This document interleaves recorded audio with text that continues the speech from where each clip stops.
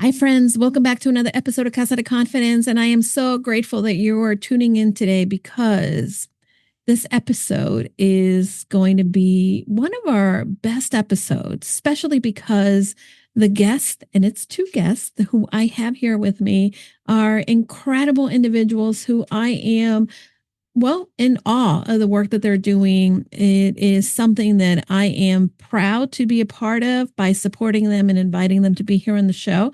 But we're going to talk a little bit about what happened when two women in Hollywood say, nope.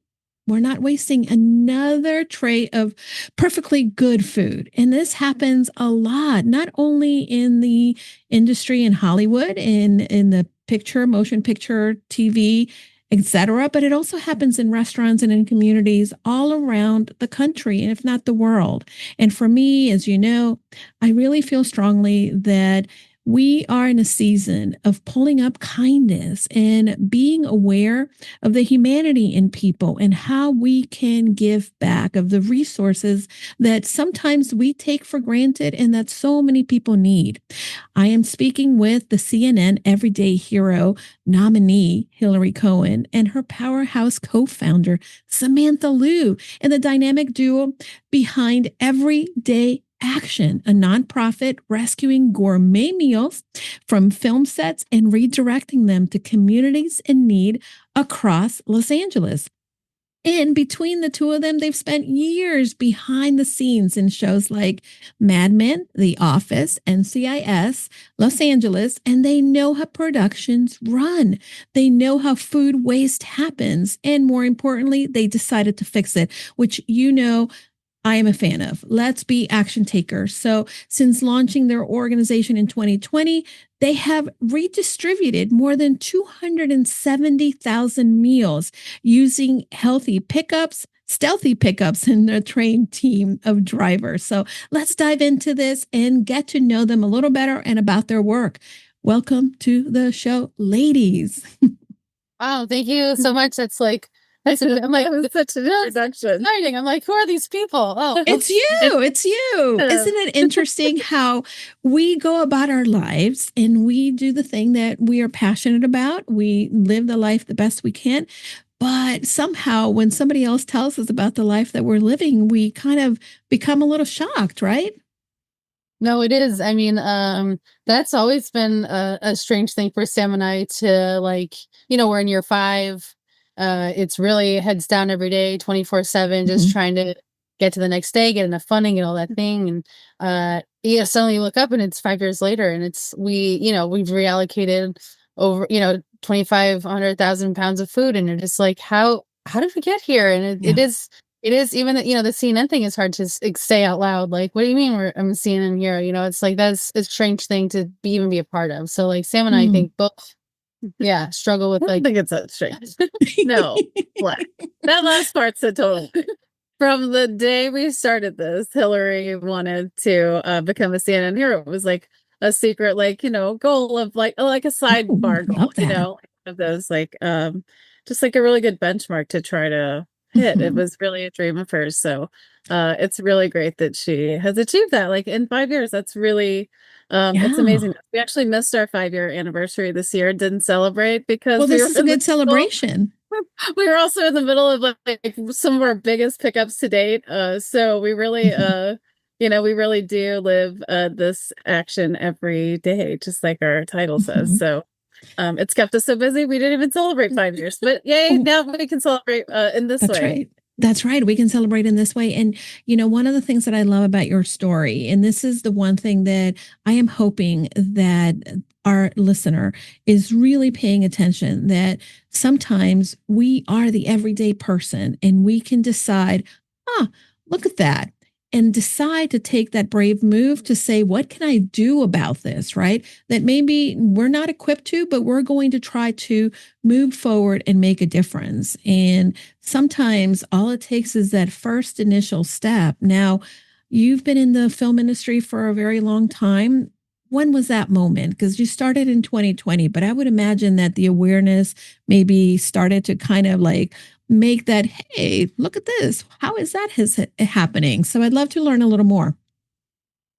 Yeah, I mean, for myself, it was definitely the very first day on a union set. I came from independent filmmaking in Massachusetts and on the East Coast, and your mom or someone's relative makes all the turkey sandwiches for lunch and dinner. Maybe there's muffin, and there's not a lot of food. And I Mhm. remember this actor Kurt Fuller on that show telling me about air conditioning hoses, and they would be blown into buildings, and I was like, "What do you mean? You just pay for AC to be blown into a building? I don't understand. That's such a waste of money." And like, Mhm. cut forward to like in the middle of my career, I'm like, where's the AC hose? So it's just something that the to switch from independent filmmaking to a studio production is a big change. And Mhm. the food that's served is amazing. It's like a Yep. massive event. There's like salmon, steak. It's like any big event or red carpet thing you could think of. Mhm. And that food needs to exist because it's a lot of people working long hours, Mhm. and they don't really have time to stop. So they need to keep the crew fed, so they keep going and all those things. But there's a lot of extra food created Mhm. based on logistical circumstances, and that's not really the entertainment business's fault per se. Sometimes there Right. is a little bit of ordering, but it's really based on like a logistical change. And so for me, like my very first day on a set, we were shooting on location downtown next to a tent. And I watched the whole thing get set up, and we made all this, the caterer made all this food. And I would, at the end, I was like, oh, there's gonna be all sorts of food. This will be so great. I can give it to the person right there, and I'm gonna solve all this problem. Like, it'll be so awesome. Mhm. And the caterer said, well, you'll get sued. We can't do that. Wow. And I was 5 years old and starting my career, and I was like, oh yeah, it totally makes sense. Yep, keep going. Yep. And Mhm. then, fast forward 10 years later in COVID, we all had to stop, and I was sewing face masks, which is like a whole other thing. But during that time, I just started like listening to things more, in my silence. And I heard that, and I literally burst out laughing one day, and I was like, that's quite possibly the dumbest thing I've ever heard. This can't be Mhm. illegal. Looked it up, and you can tell you're saying that. Yeah, so take it away, Sam. For me personally, I came from, my father was a Vietnamese immigrant, so I come from a very strong like immigrant background of like Mhm. food is love and how we share our love, right? So my father actually started um, a little soup kitchen in my hometown when I was, I think I was like in middle school or something. And, so for him to instill in me, to always give back and especially to those who need, it was just, it's for me, it was like second nature to step onto my first set in LA that was, an indie set. So not even that big of a movie, and there were over, I think, 20 pizzas one night and 30 bags of In-N-Out for second meal, and they were just going to throw it away, and I also don't come from money, and I knew that I needed food too, so I could Mhm. save money for rent and take some of that food home, and, there was someone who was unhoused living in the parking structure across from my building, and his name is Will Murray. He's a really sweet individual, and I would bring him food, and I would watch, people caught on. So he would like share with his neighbors, whoever were also unhoused who didn't have Mhm. food. There's a real misconception about people who are unhoused. They're very well aware of their circumstances and really aware of each other as well. Mhm. So most of the times when we've given out food, whether it's with Everyday Action or just like on my own, people really who are unhoused struggle to take more than they need because they know someone else needs it. So I can't tell Mm. you how many times people have been like, "No, my friend is like 2 tents down. If you can go and give them Yeah. that second meal, like I won't take it myself." So for me it's something I was raised with of, being this way and also always like just understanding no matter how bad you have it, someone else has it worse, and the only way we can heal, those things that leave us scarred, whether it be life, whether it be, systems and circumstances, the only way to heal those scars is through community and to reach out to each other and, to give back. So I love hearing that. And, as you were speaking, of course, we are going to make a special appearance by I love it. I was Simba, trying to like who keep it together, and I was he's like, the like, actor is so cute. listen, I told you we're a family here. So he's like, someone is cooking Love dinner. I need to go out there. Yeah, it's But like, I he, gotta get that food. yeah, he's the king. He likes to sit here in the side of me, and this is where he spends his days until there's food for him. I want to unpack a little bit of what you said, because I think that there's a lot of misconceptions, I think, about the unhoused and people who suffer with food insecurity. And one of the things that I see is that, honestly, we have to humanize the stories of individuals. And for me, my mom is from El Salvador, and although we were incredibly blessed and had a great home, food at a surplus, I was also made aware that there's people who don't necessarily have as much as what I could have. Fast forward when I started my career as a teacher, I was broke. And the school would have lunches, and I used to be so excited when they said, "Hey, do you want to take this home or the leftovers?" Because that would be a couple meals for me, and it meant that I could save some money and put it towards something fun as opposed to just paying the bills. And I think if someone hasn't been in that circumstance, you don't realize that, hey, that a little bit of that can make a big effort, a big impact in the lives of others. And it doesn't have to be someone who is unhoused or is in the streets. Obviously unhoused. Now, what was the moment and that you decided, right, that you were going to? You saw the need, you understood, but when was that merging of missions and paths and that you decided to create this organization? It was really COVID when we were shut down.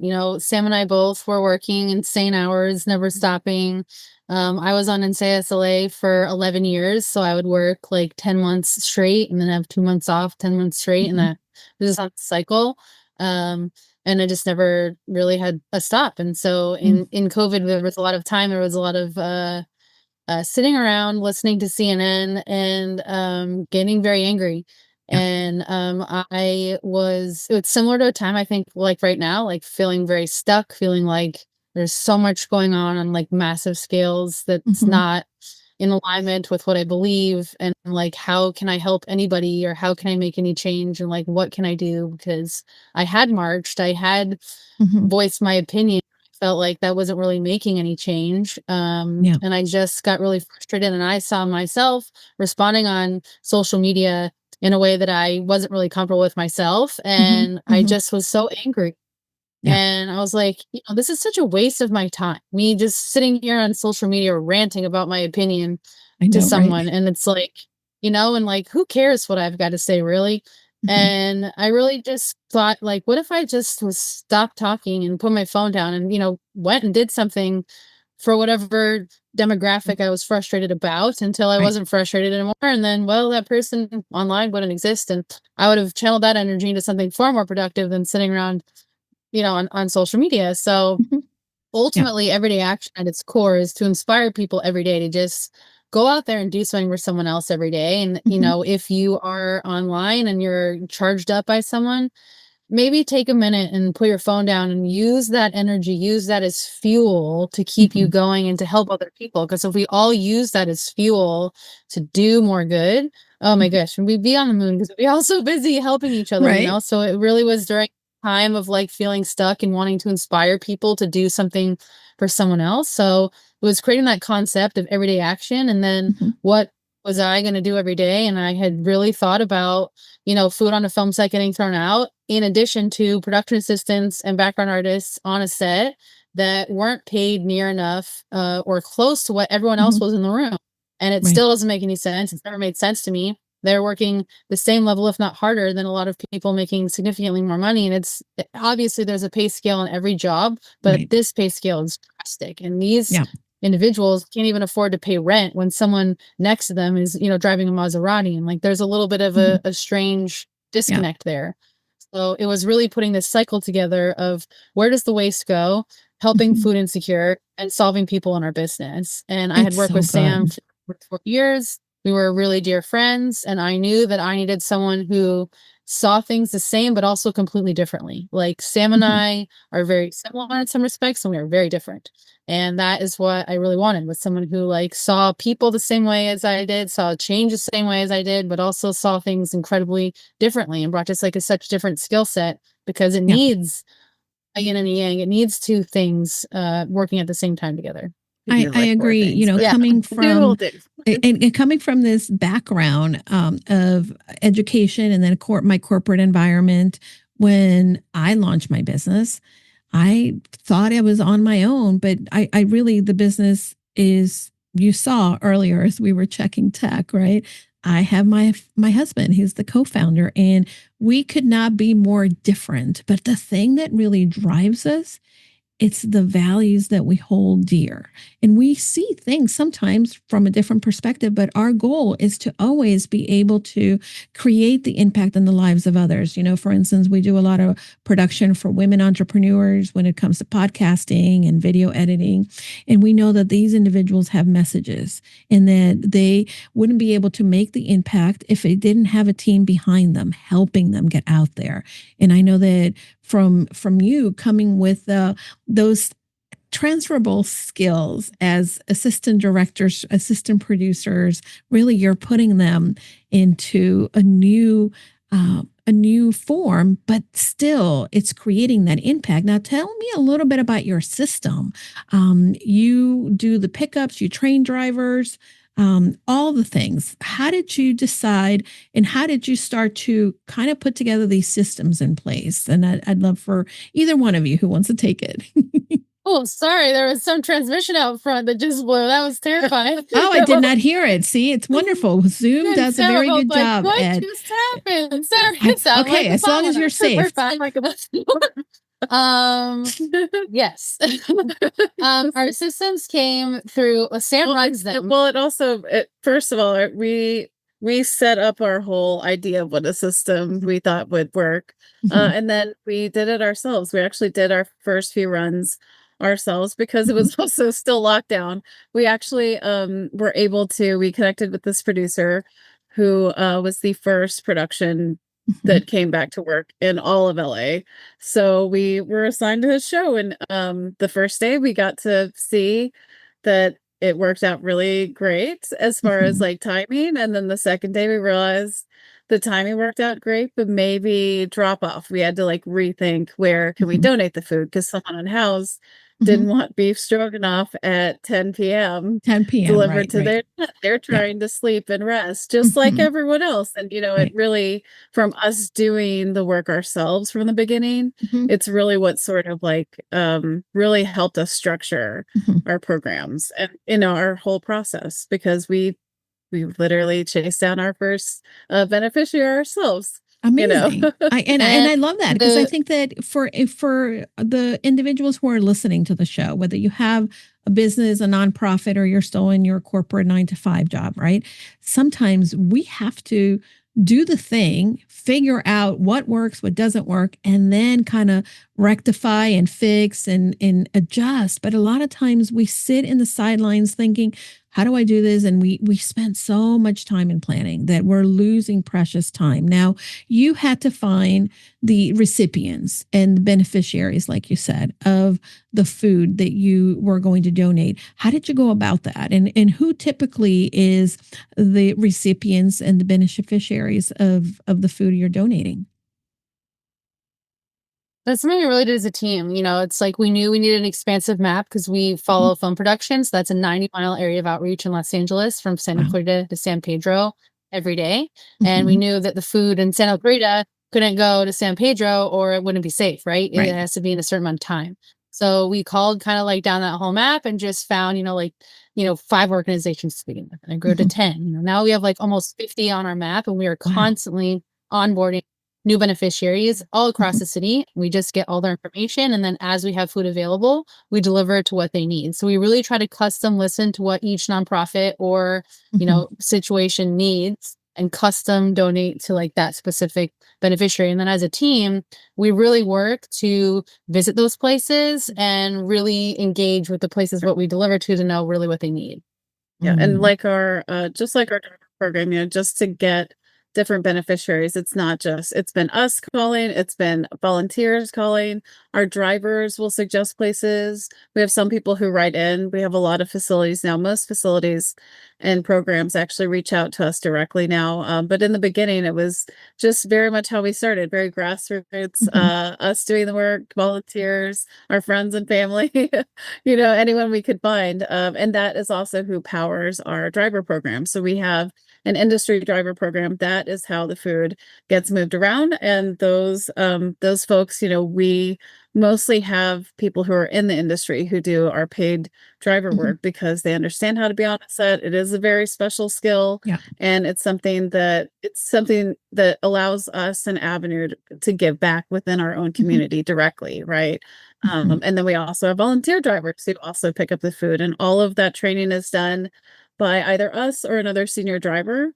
And we just really figured out the process of like taking people through that step is like, it's very something that you can read about it all day. You can even read the detailed email. It has all the info, but once you do it yourself, that's really how, how it works. And, same with how we started, just we put our action into practice.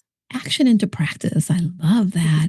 One of the things that you mentioned, right? You have individuals from the industry that know how to navigate the sets. And I grew up, my mom used to work for the Miami Opera and she was in production. So I have a sense of how the theater works later on, right? I've been in a couple, I've been a background actor in a couple things here and there just because it's fun, not because I want to make a big thing of it, but there is a certain protocol per se. Yeah. And I think that makes it a very unique organization because you are taking the industry that you're familiar with and you're bringing to light to that industry ways in which they can actually create a larger impact with already the resources that they have allocated. And I think that sometimes that's what we need to do. And I love that Hillary, you've been nominated for the CNN Everyday Hero because it is an everyday action. You're taking your everyday job with everyday kind of systems. And now you are saying, okay, I do this. This is where the issue is. And now I'm going to go and create this. So I love that. Now, for individuals that sometimes are thinking, well, somebody else is going to do it. But they're still frustrated. And you mentioned, again, most of us have been behind our keyboard when we're frustrated with the system. But what is the most rewarding thing that for you has come about from deciding to take action as opposed to being the person that has an opinion and wants to share with the world that no one may be reading or not, or maybe angering and creating a more brouhaha online? The most rewarding thing to me is just the number of people we're able to help every day, from our driver team to our beneficiaries. We receive a lot of stories from the people who receive our meals or who work for us who really depend on, the small amount we are able to contribute. We don't reallocate millions of pounds of food a year, but we do reallocate a lot. And we, Sam and I say, we're like the gap in between, right? We're all the places that people kind of forget about and we fill in those little areas. So I'm really proud that we're able to fill in those areas and that we've, created a system that does support, around 80,000 people a year, and like being a part, seeing those people firsthand on a monthly basis and really seeing that firsthand is, it's hard to like not, people always ask us, do you want to go back to the entertainment business? It's like, I don't know how you could not do this every day. Yeah. I agree. I think that once you put, and really, right, giving is in some ways very selfish because we receive so much more from what we are putting out there and our skills and gifts. And I wonder, both of you are in this stage with the organization, but you work together closely. You've been friends in the industry. How do you balance each other out? Because you mentioned that you're both very different. Well, we're friends. So, right, we give each other a lot of grace. There's a lot of, patience, and we have hard conversations. There's been a lot of times where we do have different opinions, or there are tough things, and we're able to sit down and talk through it, because ultimately it's about helping other people. It's not really about me and Sam. It's about Mhm. everyday action as an organization being successful. Absolutely. I think also, for us, we have boundaries. I think it's very easy to let this go, especially because, like currently, right, we have had a much higher increase in demand and, Mhm. to the point where there are certain individuals we can't get to because and certain programs because of timing, because of logistics and Mhm. to feel the weight of that on top of, what's currently happening is really it's hard to not take it Mhm. home and take it personally, and, Yeah. I think where we've been able to find balance is because we do have boundaries, and we are really good at reminding each other of our own boundaries, and when we both cross our own boundaries, we're like, "No, no, no, remember you said you weren't gonna do that, like, go Oh, I home and love that. rest." There Yeah. there's, like, not that's not how we came up in the industry, that's not what we're Mhm. taught for our job specifically, Mhm. actually, as ADs, that is genuinely not how we're taught to be, like, I've worked with a broken bone before and Yeah. just not like but, we don't get that grace and a lot of Mhm. times as ADs and now running this like we can give ourselves that grace but it also ends up being hard to do that because Mhm. I have a lot of hard conversations with the close friends too who criticize like how hard we work and they just you can't really understand it Mhm. until you've been in it and I had to say at one point like if we don't do this work there is no one else Yeah. who does it. It is just us. So sometimes, it is hard and we Mhm. do have to make sacrifices that, really kind of impact those close to us. But for us, in our like working relationship and personal relationship, we're really good at having boundaries for that and understanding like we're just trying to help people too at the end of the day, and we're not perfect, and we very much jumped into this not knowing anything about running a nonprofit. So, when things aren't, the way we want it or is, like, perfectly smooth and in line like we would normally have it as ADs or, I Mhm. make mistakes all the time on driver emails. I'm tired. It happens. Copy and paste. I'm not perfect.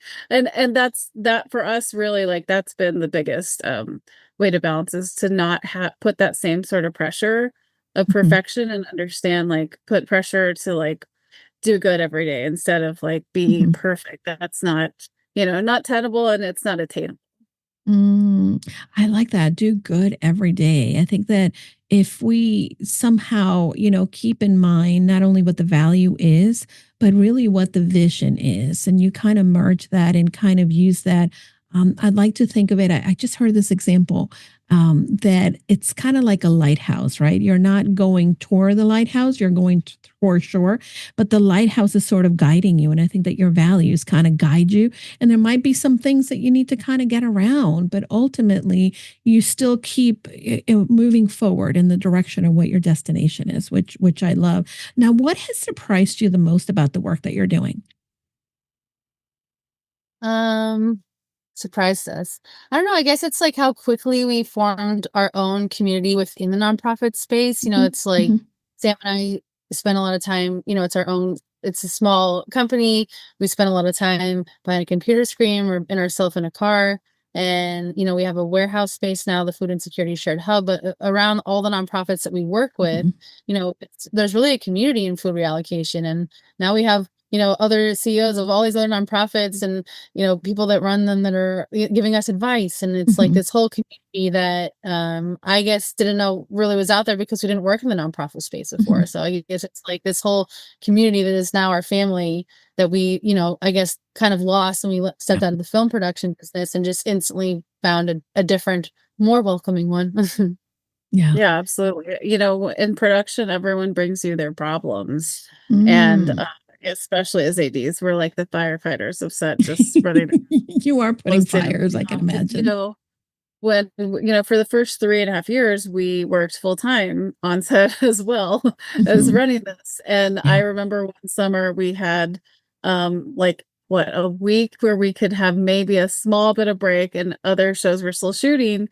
And I was trying to go on a trip and my friend drove and I said, I have like 6 hours to figure out where I'm gonna send this food because this show is going to have lunch at 2 AM, and what do I do with the food at 2 AM? Yeah. And so I just started calling, other nonprofits in the area that I found, and, Mhm. one nonprofit sent to 3 more, and then in, like, 3 calls, my problem was solved, and I Love was that. so not used to people giving me solutions Mhm. instead of just giving me more problems. So it was really, for us, to transition into the nonprofit space. That's been the most Mhm. surprising and the most like, pleasing thing. It's really been great to like have like a community really Mhm. quickly. And also, that's what we're trying to inspire, right? Is Yeah. community. So it's been really great to be accepted in the nonprofit food recovery space and across Mm. other nonprofits too. Well, I think that's the one thing, the power of community that people underestimate. And I love that you're talking about that. That's the one thing that really surprised you about the nonprofit. I see that. I volunteer a lot and I'm so grateful. Every organization that I volunteer with, they sort of supplement each other's efforts. And it's all about like, hey, we're having that event. Can you, and you jump in there. And I think that these are really powerful individuals that are really mission driven, like you. Now, 270,000 meals is enormous. And what do you think when you think of that number? What is the story that rises to the top for you both? I mean, just the individuals in need, right? It's not really that massive number. Sam Mhm. and I don't get so excited about big numbers as much as other people do. It is impressive, but Mhm. it's just also the days and time that it took. It's like Sam does a lot of food reallocation herself, and it's like Mhm. that I think of our team that has physically moved all of those poundage, and like how proud I am that our tiny organization, can reallocate that much food, and that much food was going to waste prior to Sam and I and Everyday Action stepping in. Mhm. And there's a lot of food still wasted, and no one in America should be hungry. It's just a logistical Mhm. problem. So It's a it's really about logistical just problem. putting those logistics together. Mhm. Um, I've been in that place where I've been at the soup kitchens. I certainly right now in these times, there's a lot of individuals who had lost their SNAP benefits and are going hungry. The one thing that I feel that is incredibly important, again, in humanizing and putting a face to the need and not just statistics and a headline. Um, I wonder, how do you protect the dignity of the people who are receiving the food? Absolutely. I mean, The number one way is we don't need paperwork. I don't need to know anything about, I Mhm. just need to know you're hungry, you need Mm, food. yeah. What I'm really proud of that we're able to cover is such a wide variety of food insecurity, right? So we Mhm. support other organizations that support feeding people who are unhoused, feeding people who are in lower income housing, Mhm. seniors, veterans. We really try to be that sort of like gap filler. Mhm. And, we've always told our drivers from the very beginning in our very first handbook we ever wrote, say hello because, Mhm. especially to someone who is unhoused, because think about how many people have walked past this individual today and not Mhm. even acknowledged them as a human who exists because Right. that is someone's family member Mhm. at the end of the day. Yeah. And, uh, we both had a lot of personal loss, like, during our Mhm. time while running this, and, for us, like, we just really believe in showing as much dignity and kindness to those who are unhoused, Mhm. especially, and not showing, like, any sort of judgment, right? So, Mhm. I remember our second run, we tried to give a breakfast burrito to this man, and he said, like, "No, thank you. I'm a vegetarian." And, I said, "Okay, well, we don't have anything now, but we're getting lunch, so I will be back." And he, like, didn't really believe me, and, I know a lot of people at first when we told Mhm. that story, they were like, "Well, what how can you be picky?" And, um why can he not have Why can't he dietary not? Right. issues as well? Like there was, for us, we really try to encourage people to like have a conversation with someone, Mhm. speak to them like you were speaking to a family member, say Mhm. hello, introduce yourself, and always ask. We have a lot of photos of our food, which is beautiful food. But if you Mm. notice, like we don't have as many of our beneficiaries pictured, especially in our Mhm. social media. From the very beginning when we formed this, we wanted to be really conscious of Mhm. not using people as like our human props. We Right. wanted to always give them the dignity of like they can refuse a photo, they don't have to be in the photo, Right. we don't have to, bother them with those sorts of things. We understand it's needed to, promote us and give us that exposure, but at the same time, we want to be really careful and not ever like taking advantage of, our beneficiaries. We want to give them food and give them hope. And really listen. It's like it comes down to Mhm. listening, just like Sam said. It's like where we deliver our food to, we're listening for where that needs to go and respectful of telling that story, right? No one's story is being told unless they want it to be told. And if it Mhm. is told, telling it in a way that they would want it to be, right? How do you want Yeah. your story told? What is your relationship and why do you want people to know about it? Yeah. Mhm. I so beautiful, and I thank you, and I think that if anybody hasn't had the opportunity to serve in whatever nonprofit or agency, and you are directly working with the constituents, I want to encourage you. Um, Look at them in the eye, say hello. A lot of times, these are individuals that have, by no fault of their own, ended in hard times. We can quote the stats of even now, I think people are 2 paychecks away from being homeless. And now so many individuals are not going to be able to afford some other basic needs. And anybody can have a family emergency, a death, a loss of a job, disability that can cost them to then have that food insecurity or become unhoused. And taking the time to say hello or listen or just smile or shake someone's hand it's so powerful. And I know that I want to make sure individuals who've never been in that situation know that it's okay to treat these individuals like the humans, the people, with the kindness and empathy that they deserve. Now, what's your long-term dream? Expanding into cities, more drivers? Now, Hillary, you're up for this award that it can bring in $100,000 to the organization, which I love because I know already from getting to know you ladies that you are scrappy. You've taken what you've given and you're resourceful. So what is that dream? What is a long-term dream?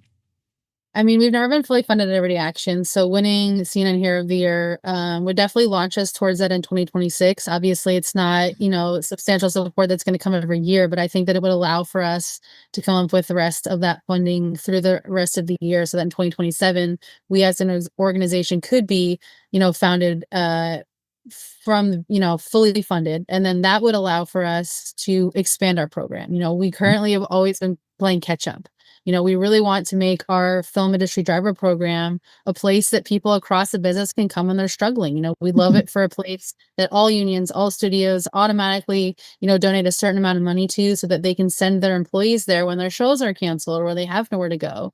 Mm. We're sitting in our warehouse. It's called the Food Insecurity Shared Hub. Currently Mhm. it's not fully funded, but someday we hope to have a fridge freezer in here that Love is, that. bigger than me and Sam, 9 feet tall, and can store pallets of food, that has a kitchen that we can open food up Mhm. 24/7 and, take food in and really elevate our mutual aid program and the food that we serve. And then, yes, we would love to have Everyday Action across the United States, across the globe, anywhere where there's a production hub, or it Mhm. really is a model that can go to any big city that Yeah. has food that's produced at all. It's a Mhm. really easy cycle to a model to bring anywhere. It just involves a few people and some logistics. So we do have dreams of scaling. We just can't do that until we're fully funded here because Mhm. this effort, it's not just like, oh, the food got here, and it's a Right. full operation, and the warehouse is about that expansion. It's about being able Mhm. to take pallets of food. It's about being able to service the city in this particular neighborhood on a much larger scale. When there's a crisis, our hub being able to accept mutual aid and putting things out. We'd love for our Mhm. nonprofit warehouse to have a community fridge in the front so we can have free food in the front and Love serve that. some food in the back on Fridays maybe. But we have a lot of dreams and hopes for where Everyday Action is going to go, and winning this award, would be a big part of that. So if you're listening, please vote, I because know. we've never gotten there, and this is such a big part. We're such a small grassroots organization. We are really scrappy. I say we're high stakes puzzle solvers, and you give Sam and I a little inch and we'll give you a mile. So good. So good. Now, the freezer, how much is that? Let's talk numbers, Oh, because maybe we can get listeners to really rally, and not only rally to help you with the freezer, but let's talk a little bit about getting on your computer. You have 10 votes, and every vote counts. Every organization, it has some phenomenal support, but I know that LA in particular, within the industry, was hit hard with COVID. It started to bounce back. And then, of course, you've had some major tribulation, the fires and all the other nonsense that, unfortunately, as a city, you've had to deal with. What does that cost? well, our warehouse needs about $200,000 more Yeah. funding. We have funded about Okay. $50,000 at state. We've gotten the floors and everything, but this whole space needs about $200,000 of funding. And then Everyday Action, on a whole, still isn't full financially funded. And so the best way to support us really is by clicking and voting for CNN Hero of the Year, because that is going to help us get to that next point. We do live in Mhm. Los Angeles, and while that's a great big city, there's a lot going on here. There's a So lot not going on. everyone is so interested in, what nonprofits are doing, but this is kind of our big moment. And we Mhm. just, anyone out there listening, it just take 5 seconds of your time. You just click 10 times a day. Mhm. If you want to know the cheat code, just email Sam. She can tell you how to.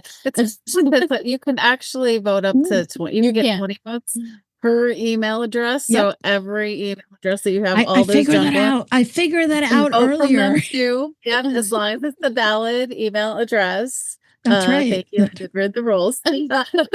Okay, I love this. Listen, we're being scrappy, and that's all that it takes, right? Is ingenuity. And I think, really, my husband voted for you, even though Thank you.